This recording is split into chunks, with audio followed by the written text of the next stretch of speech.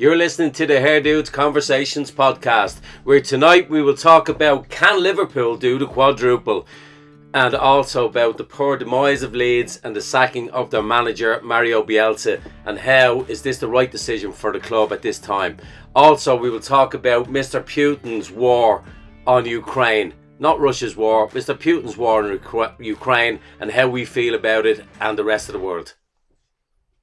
Good evening, everybody out there, and welcome to another episode of the TheHairDudes Conversations. And this is episode 4, and it's at a time when the world is now starting to look in a little bit of a crisis. But we want to start off with another crisis at the moment, which is the opportunity of Liverpool maybe to do a quadruple. But tonight on the TheHairDudes, I have my esteemed guests. I have Mr. Mark McCauley here, who has something there sitting on his right shoulder. I'm not too sure. I've got the wonderful Mr. Paul Stafford here, looking as intellectual as ever with his glasses on. Never even knew he wore them. Too young to be wearing glasses. And I've got Duncan Kenna, who's had his hair set today by the looks of things. Looks lovely, Duncan. And the glasses. And he's got the glasses on. And I've got me, minus me hearing aids, because I'd done a smart thing last week of going down after a glass of wine and having a swim in the sea. And when I was walking up, heard me the hearing aid go, and realised, shit, I've just won me $4,500 hearing aids into the sea. So they're even getting repaired at the moment. So fingers crossed, lads. So you might have to raise your voice a little bit so we can hear you as well. So let's move on to one of our favourite sports, which is soccer. And let's give Mark a bit of a bull-a-bus there for finally winning the trophy. Well, I think the big story of the day was Marcelo being sacked. I have to say that was a shocker, and I know from everything I was watching on sports news yesterday morning, the Leeds fans were not happy. Certainly, any Leeds fans I know are not happy. And Paul called it Saturday night to me, didn't you, Paul? You actually said it. You know, that we're probably going to sack him and get some knobhead in, and I would rather go down. And actually this morning on TalkSport, other than he didn't have your lovely accent, Paul, the guy nearly word for word said exactly what you said. And I think I can speak for 99% of true Leeds fans, and I mean, for me, this is probably the most devastating news we've had since we went down 18 years ago. I think it's bad. It's bad from the board. It obviously looks like they were working behind Bielsa's back to make this happen. Something happened in January. You could see that they didn't support him in the transfer market. The story is that they had offered him players he wouldn't take, and the players that he wanted they couldn't afford. Lots of different stories going around. But I think for me, it's just very disappointing. The spirit of football has taken another kick in the balls here, because I think Marcelo brought something to the Premiership that had been unseen. He had completely united the sport. I mean, in terms of other football managers, whether it was Pep, whether it was Klopp, they couldn't help but admire him, not just because of the way the Leeds played, but because the spirit with which he embraced the game. He was humble. He was he had integrity. He had the respect of everybody. He never criticized anybody. He was a generous man in spirit as well as in finance, because what he did for Newell's Old Boys back in Argentina was incredible. And I think it's heartbreaking. I a little bit of my love for Leeds is lost today. After 45 years of supporting Leeds United, I've lost a bit of I mean, I can genuinely say it's a difficult day as a Leeds supporter, and I wish the new manager all the best. Of course, he'll have our support, but something's changed for me. Yeah, and it was a bad day for soccer and certainly the EPL. It was a bad day, and I think when you look at it, it was out of his control that he had all his main players missing. I think he was back in the last 4 to 5 games, if I'm not mistaken. Yeah.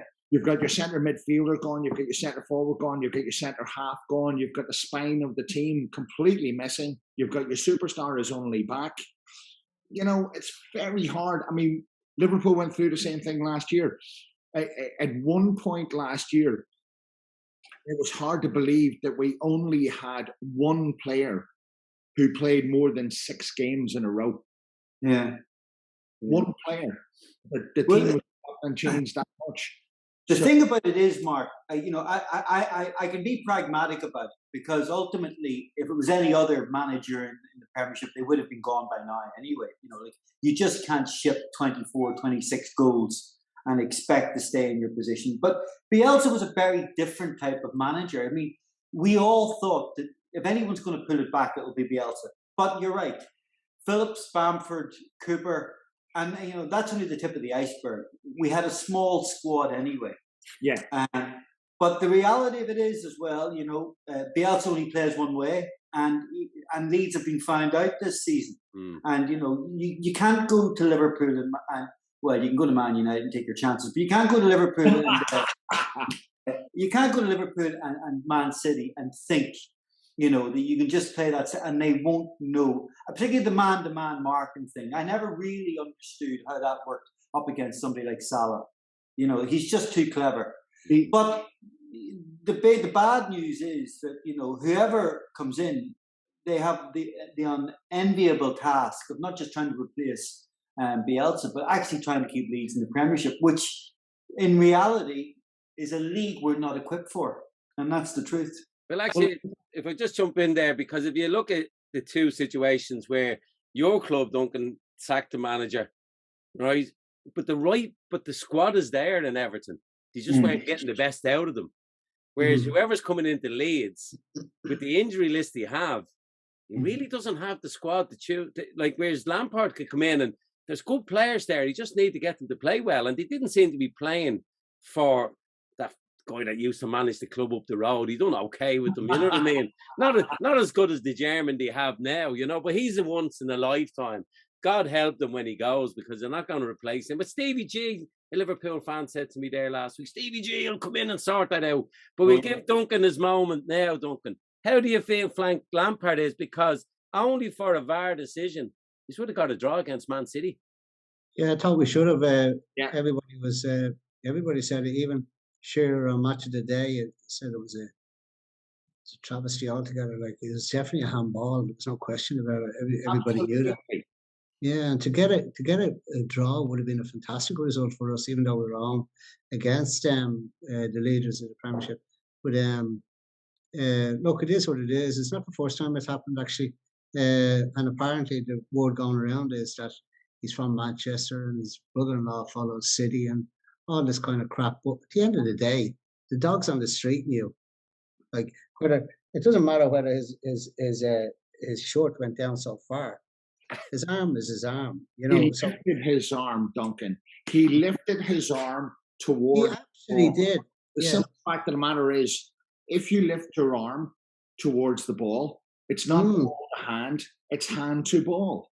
Yeah. So the other thing, should Phil Foden have been playing? Because there's another player that put the game into distribute at that boxing match the week before. Now, I know the knobheads that were outside weren't any smart, like hitting his mother and that.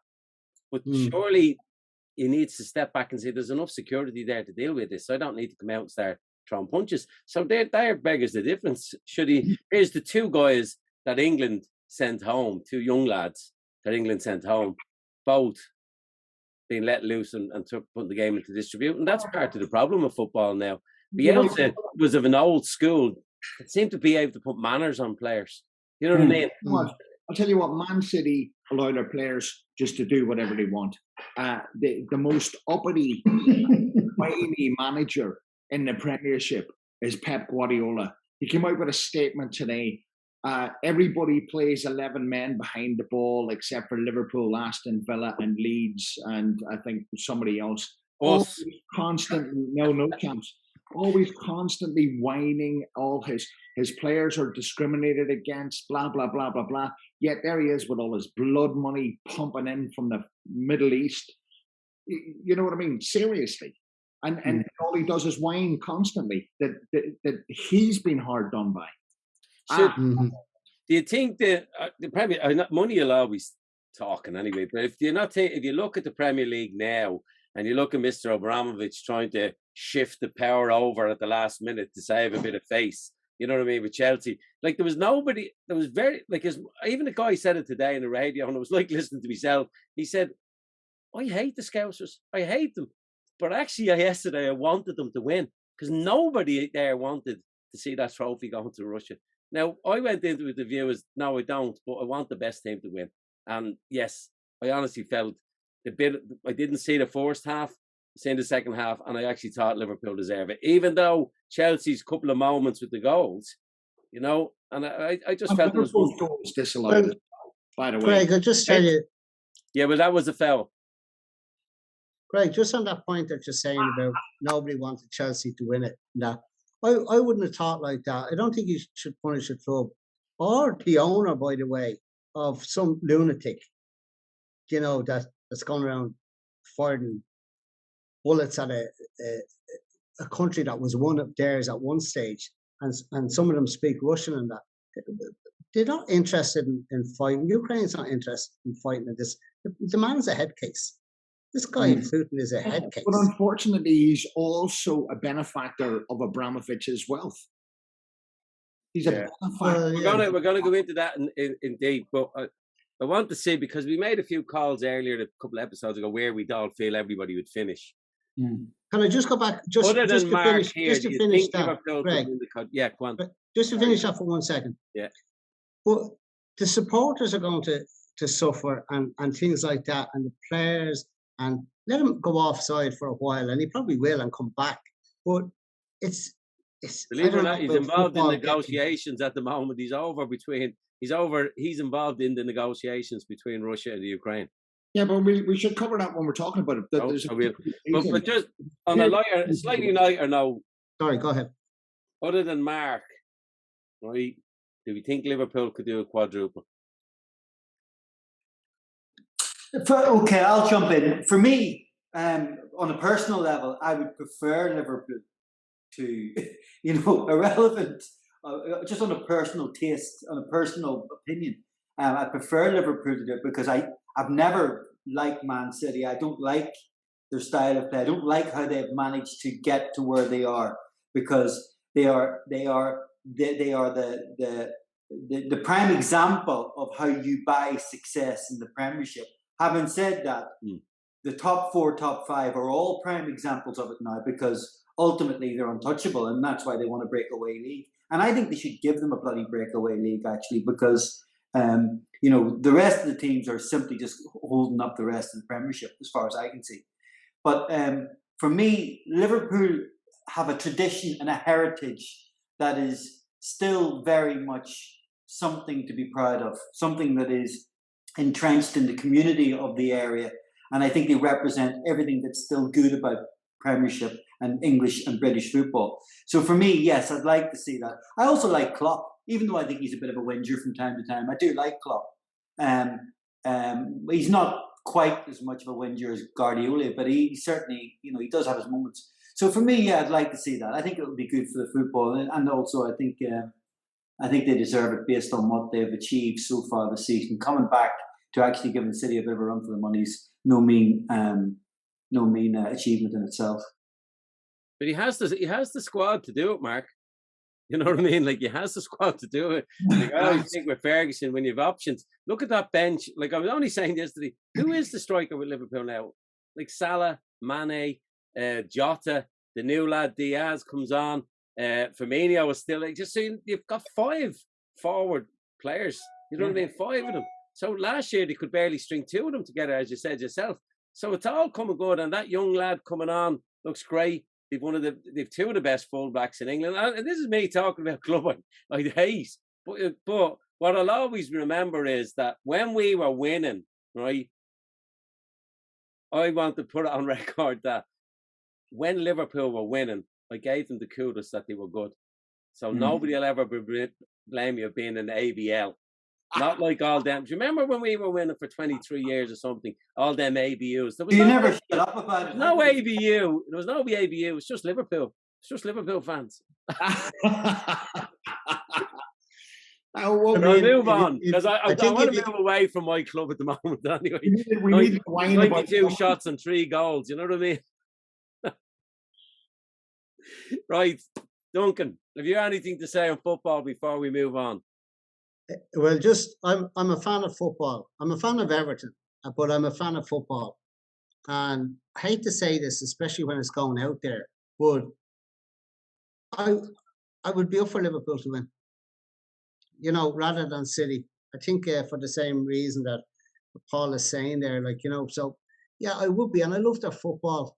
I love the way Liverpool come at you like a load of wasps coming at you and stinging you, getting you out of the way, and you know when they get the ball and they're near there, you just know they're going to score. Yeah. I'll never forget Istanbul and that. I don't know what year it was, but when they were 3-0 down at half time, I said, because I sat in to watch the match, I was looking forward to the match, and I says, Jesus, why did I even sit in to watch this rubbish? But they came out the second half, and I saw it there the other day, Gerrard's goal. He just took that team by the scruff of the neck, as Roy Keane has done before, and people like that, and that have done that, pushed them forward. Well, he was on fire that day, Gerrard. I really, really thought, when I saw the header going in, the second one went in, I said, it's all over. Even though it was only 3-2 then, but I just thought it was awesome. And I have to say, I was up for it. And I was cheering for them. Yeah. Don't put that bit out. You delete that last bit in any way. If I could just come in on what Duncan said there, because I think he made a really good point.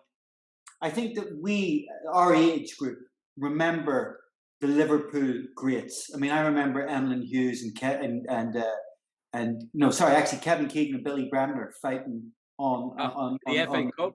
It was actually Charity Shield. It was Charity Shield. Yeah. And then there was great comebacks in the Champions League, and I always felt that they're one of the few teams that when they're playing in the Champions League, I mean, you might not agree with this, Greg, but you know, I think that everybody unites behind Liverpool. They have that great pedigree, and when they played Leeds last week, they were breathtaking. I mean, Leeds were bad, but actually Leeds weren't that bad, but Liverpool were just levels above them. And you couldn't help being in awe of that. I don't feel the same way when I watch City. I don't admire them. And I certainly don't admire United when I see them. And it's not because of any history. I just don't think that they have that same snap and pizzazz as they did when Fergie was managing. When I really did look at them enviously and think, what a fucking team they are. Yeah. So, yeah, here's to Liverpool. Let's hope they do it. And just on that, when I go to Goodison, and when Everton are playing at home, Liverpool will be playing away, I normally stop at Anfield for a pee on the way up before I go across Stanley Park. But one of the days at the gates. Yeah, well, the gate was open one of these days, and I said to him, man, because I had a young lad with me, and he that followed Liverpool, but I was bringing him to I was trying to compare to him. But anyway, I said to the security guard, I says, is there any chance he could go in and just have a little look around? And he says, yeah, sure, he can go anywhere he wants, but he can't go on the pitch. So that's fine. So, you know, when you go in and see these, when they're not playing that, all you see is the green, but you don't see the goalpost, you don't see the corner flag and all that kind of thing. And Liverpool had a slope all around their pitch, just a slight one from the centre of the pitch. It just went slowly downhill a little bit. But the point I want to make is, when I walk down towards that pitch, I have to tell you, the hair stood up on my neck. They really, really did. When you think of the people that were there, it's actually starting to happen again. When you actually went down and you thought of the history that was there and the players that were there. I don't want to go on about it. Jesus, clearly I don't need to say anything. It's just sitting back here enjoying all this. But he didn't even want to say anything. He wants to hear this. But it was a real, you could feel it. Even like the last time I was over there, you see Big Tommy Smith. I don't know whether he's still alive, but Big Tommy Smith and Little Sammy Lee walking down to the game, at Goodison and things like that, but it was great. I'm like, Dalglish was there one day, and I finished with this. Dalglish was there one day, and he got out of his car, and he had a big brown long jacket, long coat. And I said, Jesus, Kenny, I says, you still look like you could do a job. You know, he looked good now, you know. Bit like Razor Ruddock. Yeah. Well, they had really great Razor before the BLTs. yeah. Well, I think John Barnes was listening on the radio a while ago. He says Barnesy has me getting fit again for some. I think they're doing a documentary or something about weight loss, about losing weight. You know what I mean? But geez, that'd be a fine pair, wouldn't it? Some challenge for the guy that's nutritionist that's taking the two of them on. You know, all he needs is a roll of sellotape both their mouths up. Because all Razor does. But the last thing isn't it amazing, like in any walk of life, is that when people have charisma and don't even necessarily have to have the skill of doing it, but have the ability to put the right people in the right place and know when Ferguson had it for years. That's what the success of over and over. He knew when a player was ready to move on. He knew whether to bring somebody through. And it's the same in business. We know in our own businesses that we have to rebuild them over and over again. And that's why I look and I kind of go, well, you know, Jurgen might move on. Who's going to come in? That would be our opportunity. For you, Paul, I feel they've blown it there because I think that man would have come back next year and got us back up. I think but that was let's a not big write mistake. off the guy that's coming in, because the one club I admire most in the Premier League now at the moment is Wolves, because they were on a crest of a wave with that guy Nuno, and then along came Levy and whipped them away. And he left the security of a club that would have backed him all the way and went to Levy, famous for kicking you out if you missed, you know, you didn't win the game by fucking 90 minutes. You know what I mean? And then you look at the guy they brought in now. I didn't know. Did you know anything of him, really? The guy they have now he's doing an amazing job. So you imagine the radar he's on now, because anybody out there now must be looking at him and saying, they didn't even really spend. Wolves. He came in and whatever way he does it, or his motivation, or maybe the fact there's a lot of Portuguese players there. You know what I mean? But and that's the other thing I wanted. If you look at Portugal at the moment, look at the influence on Portugal on the Premier League players. You know what I mean? It's unbelievable. They probably have to, you know, if you look club for club, they've got a nucleus in each club at the moment. And then except for the guy that plays for you who can't hit the goals. No, he hit the post. Hit the post. Can I share a story? Which one are you talking about? The one that had a great career has won more Champions Leagues, or the other fella that came last year? He always has the answer. The old age pensioner that's too slow now to be taken on even as slow as the fullbacks. That lad.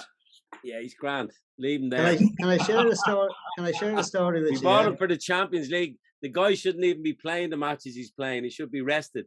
But unfortunately, they can't, because the people behind him are letting them down, you know. So, can I share the story, Greg? Real quick. I was named after Duncan Edwards, that was killed in the plane crash in '58. The plane crash was February the 6th. He died on, I think, on the 20th, or else the 24th. But he was sitting up. There's no marks on him at all. He's sitting up, and Busby came in. Busby was worse for wear than he was. But what happened was, I don't ever remember a plane like this, but he was at the front of the plane for the 2 times that I tried to take off. And the 3rd time he said, oh, here, let's get down the back. And it was the back that was hit the most. But anyway, I went over to Birmingham one time. I was going down to see Everton and Wolves in Wolverhampton, Molyneux. And I called into the graveyard, to Dudley, where he was buried. I was expecting to see a real old grave, you know, like falling apart or whatever, but it was a modern one. But the thing that I want to tell you is, I went down to see Everton and Wolves playing, and it was uncanny, really, because what he said to Busby that day when he was sitting up, he said he was fit enough to play. He was good enough to play for the game next week, and it was against Wolves. And just another little story on that was, Wolves nearly signed him, nearly signed Duncan Edwards, and whoever it was it? He didn't speak Portuguese. No, but your man must have come in Matt Busby must have come in and stole them, but Wolves nearly had him. All that little stuff that happened, you know. I just have this vision of Matt Busby coming in like an old, the old rubber hammer and a mask over him, popping Duncan Edwards on the heads and dragging him. Stole him. He stole him out of the club. Well, I think he did steal him, but my second Christian name is Edwards. So I was born the same year in May, and my dad was a United supporter, so he named me after him. So from my dad, I always liked your dad. I always liked your dad. Yeah, you always looked at a man that had a lot of sense, you know. But, right, so we're going to move on, lads, and we're going to talk about the horrible topic at the moment, and you can't avoid it. And like Jesus, the world was dominated by one topic for 2 years, and there we are, the day that we're dropping masks, and here we are with where we should be probably talking about that a little, but we're talking about the world a bit in turmoil. But I'm watching the 6 o'clock news tonight, and I'm trying not to get sucked into watching everything about it. But it's how the world seems to be banding together against Russia now. And as you can see with the flag in the background, and I think we're all in agreement that I don't want any war, because my biggest thing and the hurt I feel is that we're all family men and we're not fighters. You know what I mean? We're people that love our family, love our kids. And when it really dropped home to me when I watched kids getting on the train, there was 2 little kids sitting on the train looking out, waving out at their dad. And the mother bawling her eyes out and the dad waving back. And knowing, will I ever see that? Will we ever see them again? And we take so much for granted here. But they were us. They were us. You know what I mean? 44 million people. They were us. And the whole thing is in turmoil. So anybody want to kick it off and give us the view? It's the thing about it is, it's not Russia, it's Putin. And it's not the Russian people. You see that on the streets of St. Petersburg, where he's actually from, where Abramovich is from, and where a host of the other oligarchs have actually come out of. So, you know, the Russian people don't want this. A very interesting thing on today, they're now beginning to actually show, basically what happened was there was a wall that went up. The Kremlin put a wall up and actually started smashing all the internet connections throughout Russia so that the Russian people wouldn't find out what's happening. Guy I was watching on NBC from America today, he was the director of communications and media for the Ukrainian government. And in the news segment beforehand, they were basically saying that all the cash machines in Russia weren't working, and there was the stock market for some unusual reason wasn't working. And he interviewed him, and it was live, as I say, on MSNBC. And he says, my department has shut down the Russian stock market. We are working with Google, we are working with Twitter, we are working with all the American companies to break through this Russian wall that they put up to stop communication getting into the people and getting to the Russian people. She says, not only that, we've closed down all our cash machines. So she says, well, how are you doing that? She says, well, a couple of days ago, we put it out to, because we have a lot of people who are Ukrainian based all around the world who are involved in IT. We're a big IT nation. So he says, we put it out to everybody who's connected to get involved. And she asked him the question, how many people are working on this project at the moment? He said, we have 120,000 across the world helping us shut down everything in Russia. It was just fascinating that it's not just going to be on the street, it's going to be technology is going to be kicking in. I think Putin has backed himself into a corner. I think we are seeing a Shakespearean play being played out here. I'm hoping that it ends with a Julius Caesar, where somebody within his cabinet, the oligarchs, take him out.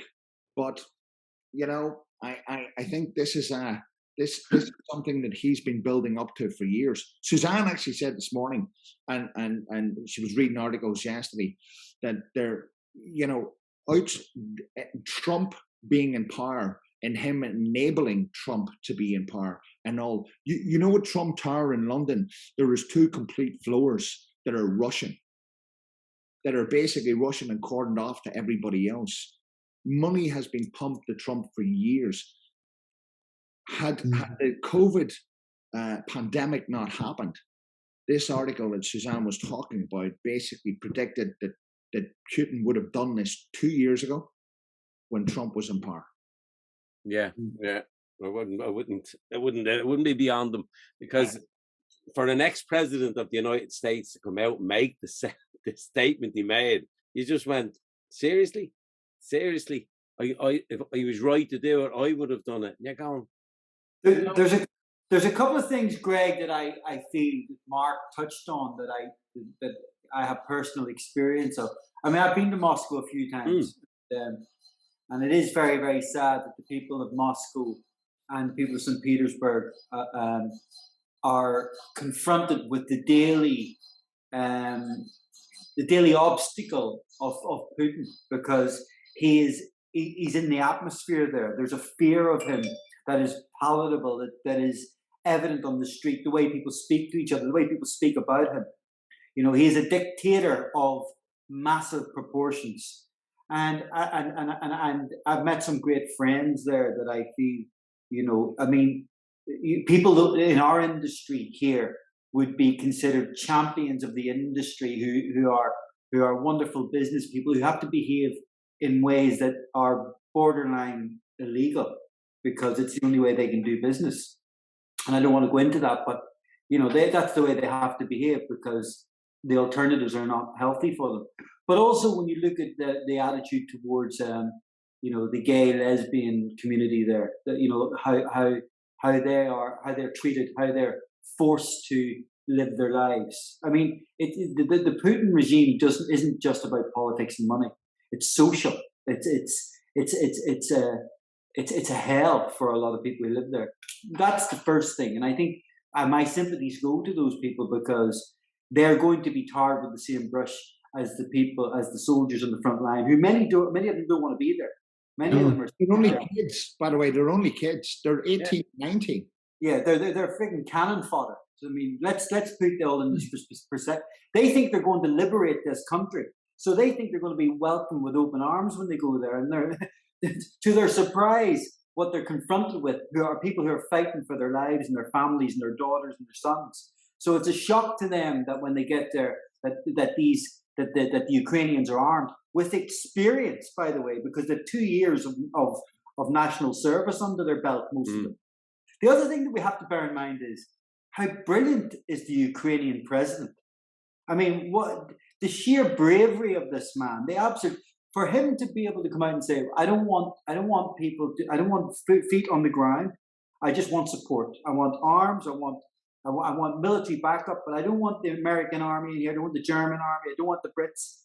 And for me, I think this is an incredible story. It may be Shakespearean, but it's more like it's more like Greek mythology. I mean, it's a real kind of David and Goliath story. And I think Putin has bitten off more than he can chew. I think the Ukrainians not only have got the support of the world, but they've got their own strength and will and desire and bravery to absolutely overrun Putin. I think he's stepped out on a limb here. He didn't know what to expect.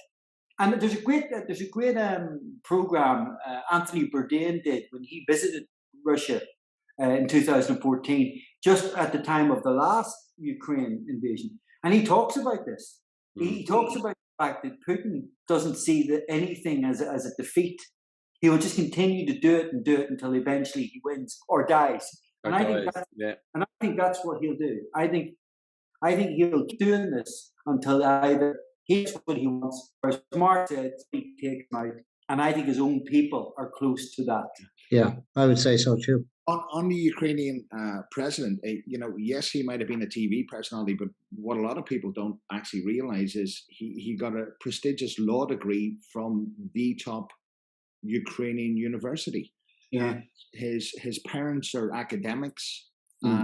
He's very well read, so his choice of going into the entertainment world is a personal choice. Yeah, doesn't take away from the man and how bright and how intelligent he is. And, you know, the amazing thing that's going to end up happening here, and just two things. I think 6 European countries who use MiG fighters, and if you don't know what a MiG fighter is, they're Russian fighter planes. But 6 of the European countries have now sent MiGs to Ukraine, where all the Ukrainian Air Force are actually trained in fighting. Yeah. So you're going to have air battles heading in now, as well as everything else. And the number today is 4,500 Russian soldiers dead. Two things that are happening: the Ukrainians are basically putting up videos of captured soldiers. I watched a village in Siberia where the entire village is out and they're all crying in the street because the young lad that was captured was from their village. And secondly, what the Russians are doing is, because they don't want body bags going home, they're setting up these field incineries where they're burning their own soldiers' bodies so that they're not getting sent home. Well, what's happening? It's absolutely horrendous. This is going back, Mark, to what we were saying. There's two things you touched on there. First of all, let's not read too much into politicians being well read. Boris Johnson is very well read. That doesn't make him less of a prick. Yeah. So, it's well we haven't got Sean here. But no matter of opinion whether he's well read or not. What the Ukrainian president is, beyond being well read, intelligent, and academic, and a local personality, he is a charismatic leader of the people. Yeah. He will be remembered like Nelson Mandela after this. Yeah. He will be at that level of. I mean, he will probably be guaranteed the president's job for life. You know the amazing thing I find with him and with the whole lot, right? You look at Putin there, sitting there, and he's talking about the nuclear, right? And then the camera turns to his two generals, right? And I was looking and going, the two guys look like, did he fucking just say, get ready to drop nuclear? Like, they look like, this fucking man for real here. Like, did you see, look back and you'll see their faces, they're there going, you know, and I'm kind of going, like, they're going, this is a fucking, I'll nod my head, but I don't necessarily agree with them. And I was listening to an economist there on CNN before I come up, and somebody said, do you think all the, like, he was talking about what they're doing and the squeeze they're putting on them, and actually just hear from your favourite paper, Mark, The Guardian, you know, the Turks are stepping in now and saying, you're not docking your ships here. Like, you wouldn't have thought Turkey would turn around against the Russians, but they're turning around saying, no, we won't let them pull in. So they're going to be told they can't fly anywhere, they can't sail a ship. And your man said, so the squeeze is like a squeeze unheard of before ever in the world. So he said, will that make the oligarchs, your woman said, will it make the oligarchs take them out? And he says, well, the Western world would love that. They'd love that they want to get their planes back and their cruise liners and everything else given back to them. But they also have to think, right, they have it now. So when this is all over, will we get it back? So should we stay here in with him? So he said, and that's where we're caught between what will happen and what the West hopes is that the men with the money go in and get this fucking lunatic out of here. But I'm just hoping some young kid gets close enough to him if he's lucky enough to turn around, which should have happened to Hitler. Unfortunately, it didn't. When they tried to blow him up in the bunker that time, and it didn't, and it would have stopped the World War. But somebody has the sense over there to look, I'll take one for the team and just take him out. But the problem now is as well is 3/4 of the cash resources of Russia are in other countries. Yeah. It's not in Russia. The only tangible thing that Russia actually has is their gold bullion, and the only person that may buy their gold bullion are the Chinese, because nobody else is going to buy it. And by the looks of things, the Chinese are sitting on the fence. So I think this reminds me, I was saying to Alice the other day, look, this reminds me of World War One. And I was talking to a couple of United fans. They said, no, Russia are very self-sufficient. And I went, no, I said, Putin reminds me more like of Tsarist Russia, where the small percentage of the people at the top had a lot of money and people down here had nothing. And he says, I know, a friend of mine said, people in Russia have money. I said, no, but they haven't got freedom. There's a difference in having a few bob to live and having freedom to speak, freedom to. So along came Lenin with an ideology, whether you believed or not, but he had an idea and he rallied. He was charismatic, and he didn't have the internet to spread the word. So in the world we're living in now, I'm delighted what you said, Mark, that people can infiltrate and Russian, because what they're saying I was watching Russia today, and it was so so opposite to what we were hearing. You know what I mean? And God love the English and American reporters that are over there working with Russia today, because they're never going. Where are they going to get a job again after this? You know. But but when you look at some of the I like Euro News because you get a different view of it. You know what I mean? Not rather than just Sky News. And the view that they're saying is that the people in the street aren't happy, but it's the younger people who know how to use a mobile phone, who know how to get access to outside, so they know what's happening. But unfortunately, the majority of the older people who've gone through decades of this believe what they're told because they're brainwashed. They just believe it. Look, it's like Catholic Church Ireland. It's not that long ago when the church here dictated everything. That does not exist now. We're probably one of the most open societies in the world. Now, who'd have thought of that a couple of decades ago? You know, Liberal. The thing is, Greg, liberal. What this all plays into, what this plays into is, and we just talked about it with the Ukrainian president. This is the cult of personality. Putin was one of those dictators who loved to be out front. He loved to be photographed with his top off. He wanted to be fighting tigers. He wanted to be that populist. He absolutely was right on time when the cult of personality came about, and he absolutely loves it. But we all know with the cult of personality what happens. We know that the tide changes, and your people start to react against you. Whereas at once, whether it's Saddam Hussein, whether it's Osama bin Laden, whether it's all these people, when it turns forever.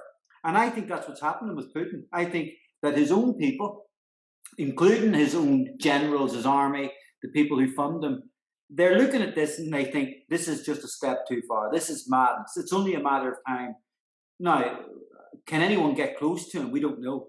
But they got close to everybody else. They got close to Saddam. They got close to Obama, or sorry, not Obama, bin Laden. They will get to him, and I think that will be his undoing. It's the Secret Service. Your man was saying that. He said the oligarchs can come back, but he said the people who don't have planes and all that are the Secret Service. So he says you have to infiltrate them. You have to get beyond them if you want to take them out. But they'll be supporting them because they don't know any. They've got the high jobs in Russia, probably living the good lives, but they're not the oligarchs. But if the oligarchs can come back and go, well, we could move you up into power, you know, and then, but then I think the wealthy Russians that are out there in the world would be clever enough to say, let's just make friends with the Ukraine and get it back to their neighbour. We could do business with them, but we don't need to invade them. We've enough problems of our own, you know. Well, he's now basically put the application in to join as of 5 o'clock this afternoon. Ukraine has officially put in an application to join the EU. It's going to be debated in Brussels tomorrow. Fast track them in. Well, to be quite honest with you, the reason NATO didn't want to bring Ukraine on in the first place was because they didn't want to provoke anything from Russia. That's right. But now that Russia have already done something, you know, they might just go, listen, he's already doing it. We might as well just throw our chips in and just go for it. And where do you see China in all this? Well, they're clearly being very quiet. So is India. So is Israel. So is Saudi Arabia. And the Emirates. Everybody's been very quiet of all these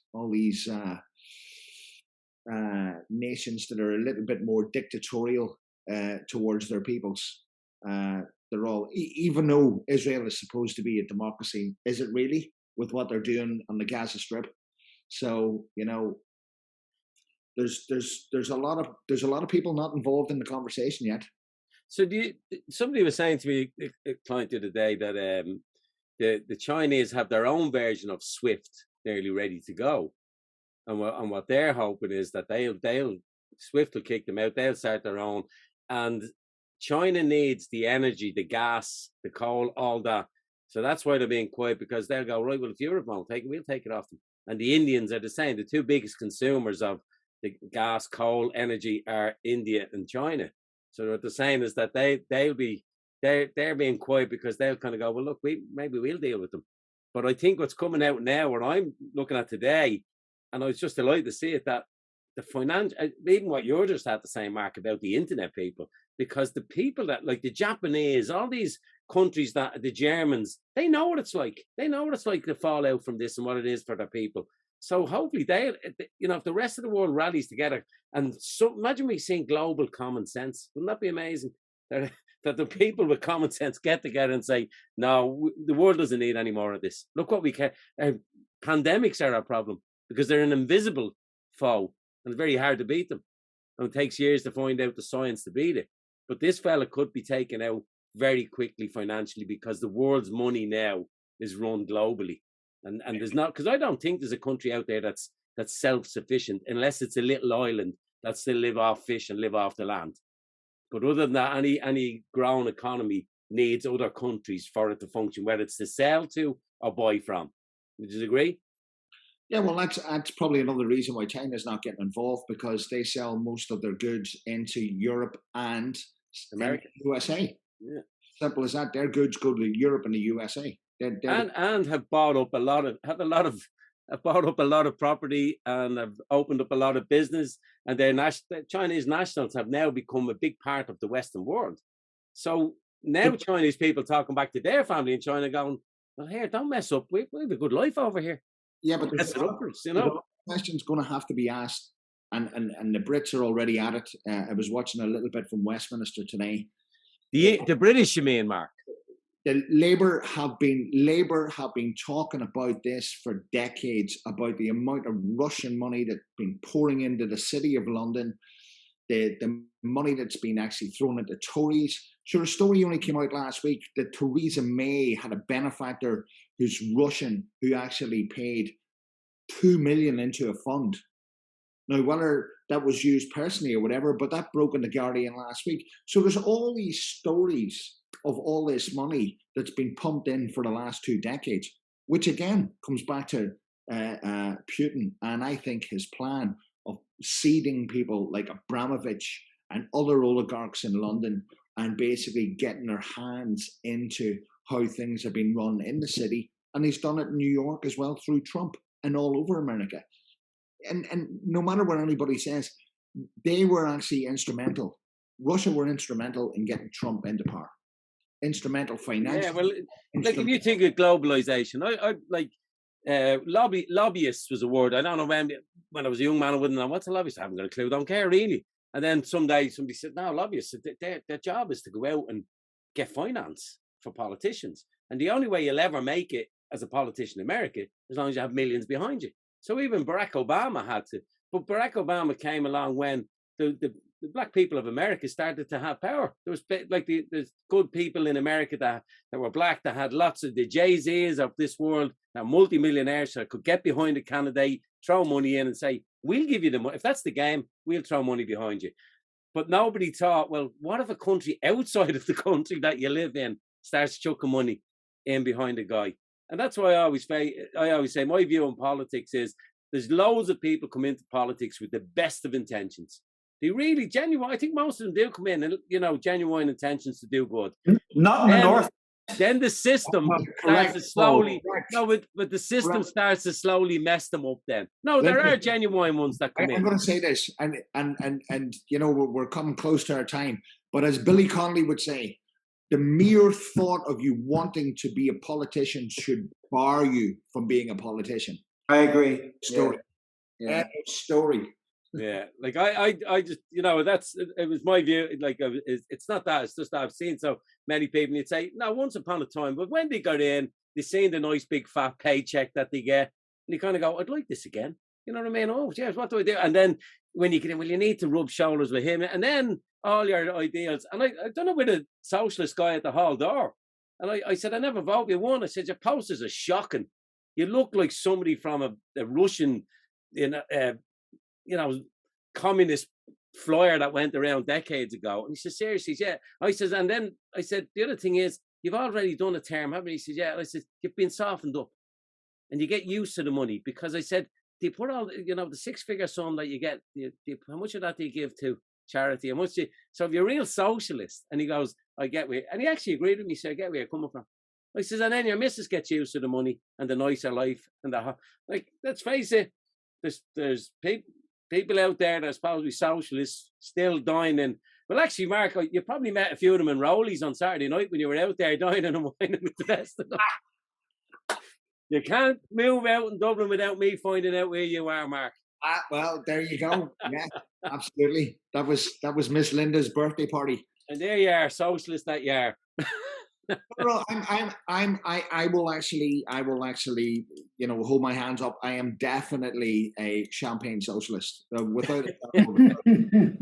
I am not going to go full red. There is definitely things that I won't be giving up. Take that bit of red down behind you, will you? Because it's throwing me off through this whole conversation. But that's up there just to annoy you, actually. So on the final note, lads, how do you feel? Well, can we just give 2 minutes to the mask situation, and maybe it'll just enlighten the people within our industry how we feel about it. I'll just give it from our view. I came back from holidays last week, went in, chat to the team, and they all unanimously more or less said to us, no, we're going to carry on wearing masks. And I went, okay, that's fine. And a few of them said, what are we going to do about the people coming in? I said, no, the people coming in don't have to wear a mask, and you can't make them wear a mask. And I don't think you should make an issue of it. But the fact that you're wearing a mask means you're protecting yourself. And fair play, and let's carry on. And that's the policy. I think that's pretty much it. And we have a policy of we don't interfere with the clients, even though we've had dozens of clients say, I know this mask thing is going, but I will be coming in wearing one. And I've just put it out to the staff. It's up to yourselves, but the majority of the staff are there going, you know what, for the next 4 to 5 weeks, yeah. To see what happens. What about, Paul, what about in Belfast? Have they given you a date for? So we had to close last week because we had an epidemic breakdown. And just as they had announced the restrictions had been reduced, we are still being advised to wear masks in the salon. We will probably continue to wear masks in the salon, I would say, until summer at earliest. Yeah. And I would say it's very likely that, we're not encouraging the clients to not wear them, but if they don't want to, we accept them. All our staff will continue to wear them. I have to say, this thing's not gone away. No. Yes, the situation in Ukraine and Marcelo Bielsa leaving Leeds are obviously taking over priority in my life. Coronavirus. Actually, I prepared for this tonight. I'm not good at preparing because I thought we might have some opportunity to talk a little bit about lighter things. And I know we're all music fans. And what I want you to do when you're finished, I want you to explore this band. Can you see that? Yeah, let me get the because I'll numbers. Amy and the Numbers. They are a New Zealand Northern Soul band. And their album is out on Superfly Records, which are a Belfast-based record company, a record label. Let me tell you very quickly about them. Back in the early 80s, Tainted Love took a Northern Soul classic by Gloria Jones. Soft Cell took Tainted Love by Gloria Jones and turned it into an electronic 80s classic. These guys have done the opposite. They've taken an 80s electronic gothic classic by The Cure, Boys Don't Cry, and made it into a Northern Soul stomper on this album.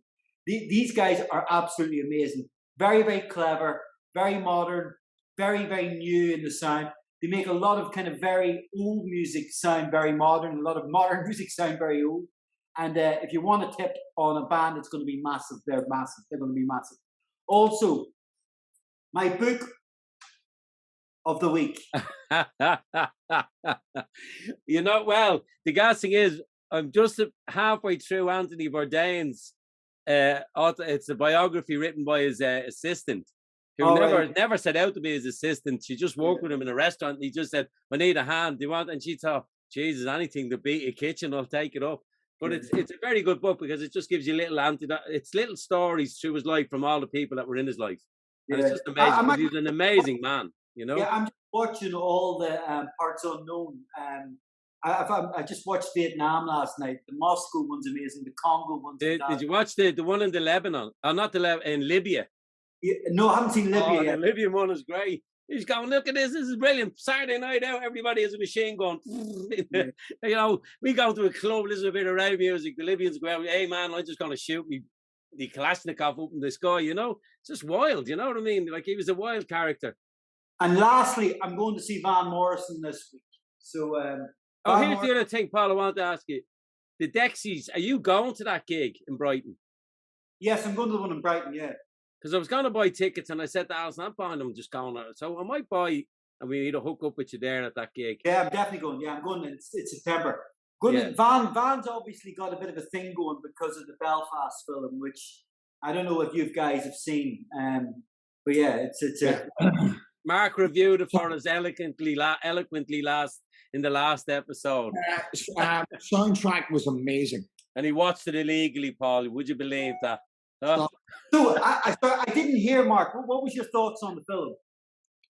You know what? I read an amazing review by Slugger O'Toole. I had mixed reviews mixed emotions after I saw it. I felt very melancholy at the end of it. Suzanne and myself watched it together. She felt a little bit more joyous than I did. And I felt a little bit of melancholy. And then I read this review by Slugger O'Toole, which is a fantastic blog. Yeah, I know. Yeah, and they basically said, you know what, we've got contributors from both sides of the community, and they're both giving their views and blah blah blah and what they think is, but it got down into it, and he basically said, really, it has to be viewed from the point of view of an 18-year-old child, and an 8-year-old, you said. Sorry, 8-year-old child, and viewed through his eyes, in the environment that he's seeing. And I kind of read the review and I kind of went, you know what? I need to go and do that. So I'm actually going to rewatch it again with a completely different mindset. Okay, well, since I missed the opportunity to give my view on it the last time, I'm going to tell you how I feel as a northerner, as a northerner who still lives in the north, and grew up. My family were burnt out of their house, also burnt out of their business. And I feel, that these things have been missed in this, because you don't have to look at it from an 8-year-old's point of view. That's his opinion. You can look at it from any point of view you like. If you want it to be a romantic film, you can look at it from that. If you want it to be the soundtrack to Van Morrison's back catalogue, you can look at it from that perspective. And if you want to look at it from the opportunity for Kenneth Branagh to reinvent his past, you can look at it from that perspective. Yeah. Here's the way I see it. I think it's a very sanitized, wishy-washy, black and white, if Tom Ford did The Troubles, this was what it looked like type. That's my feeling on it. I don't think any of the actors or actresses do themselves any harm. Jimmy Dornan comes out of it quite well. Judi Dench's accent isn't amazing, but, it's okay. They're all beautiful to look at. They've great teeth, wonderful haircuts, great shirts, and I would just love to know. It's not a Belfast you remember back then. It's certainly not the fucking Belfast I knew, but I get why people are carried away with it. I get what they love about it. There's a bit of a revisionism going on here that I think that maybe that will happen in the aftermath of events like the events. But Paul, I think it have to be. I'm going to actually watch it. Get to watch it, but it has to be better than the last film to come out here, representing 1, the city I come from, 2, the side of the city I come from, and 3, the industry I've been in, and that's Deadly Cuts. It was awful, cringeworthy. It was awful. Never heard of it. Oh, it's on. You don't want it. You don't want it. It's on Netflix, I think, isn't it? It's on Netflix. It's on Netflix. It's awful. To be in the bin. I mean, she won a trophy, didn't she? To finish off about the Belfast thing, because I think it's important. I don't think it's not a bad film, and and does it deserve lots of Oscar nominations?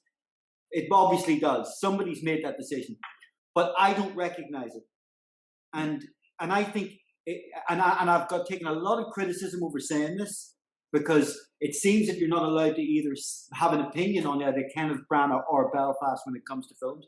But I think there's a lot of great people in Belfast, Glenn Labour, David Holmes, lots of people making wonderful things about this city and about its people that isn't getting the recognition because it doesn't have Judi Dench in the film with a New Zealand accent.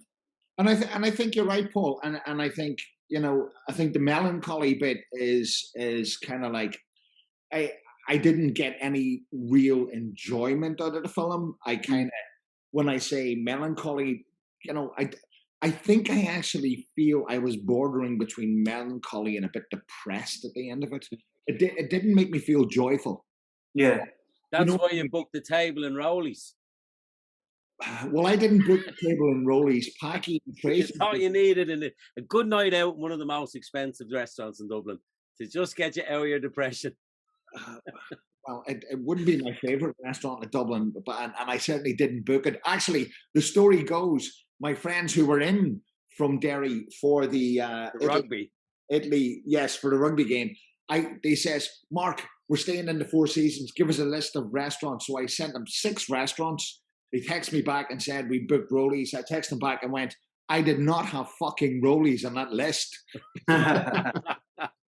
But if I'm not picking up the check, that's okay. I'm sure I can make it. So we never got to chat. We never got to talk about the other team you follow. Not Liverpool, not Derry, not Celtic. Candy Stripes. Not Leinster. Actually, that was the one I wanted to challenge you on, because you gave me a good explanation of how you liked all the other ones. And then I thought, no, I'll save it for the podcast. What? How do you follow Leinster, Mark?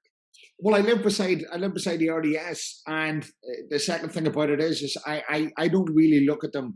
Put it like this: so if you live beside the Russian embassy, you'd be following Putin. Yeah, exactly. But the other side to it is I wasn't a fan of rugby until it turned professional. A larger lad, and was terrible at soccer. Brought him down to rugby. Became fascinated. Became brilliant at it. And I used to go down and watch him, and all I could see was his arse sticking out, and everybody was saying, what a great player, what a great player, look what he's done. And I go, but he never touches the ball. It's not his game. And I go, what kind of a game is it that you don't touch the ball but everybody thinks you're a great player? It took me about 5 years, and now I actually enjoy rugby more than he does. Right. He enjoys soccer again. Then he's now this tall, skinny lad. Yeah, so any Ireland teams that are playing in the European competitions, of course you're going to follow them. You have to sit in the France when Leinster's playing Ulster. But you know what? It's they're the local team. You can't go and see an Ulster game because I live in Dublin.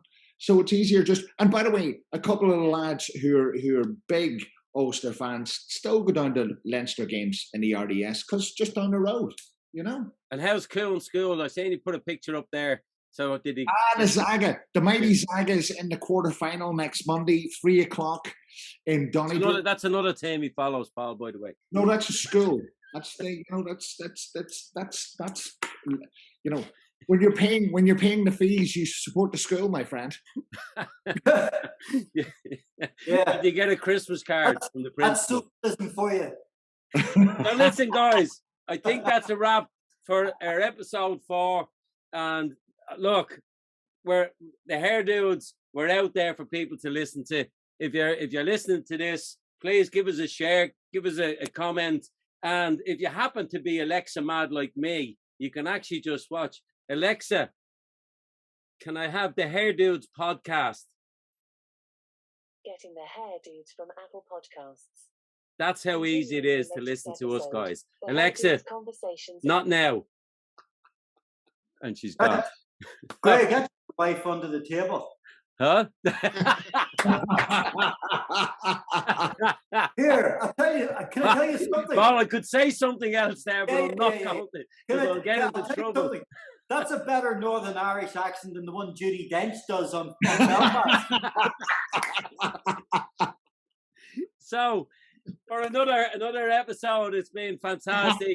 Unfortunately, we had to focus on something else heavy, but you know what? With uplifted hearts, we know that sense will rule out in this, and the Ukrainians will get their country back to themselves with the help of the rest of us. So take care until we see you all again. Thanks, guys. See you guys. All right.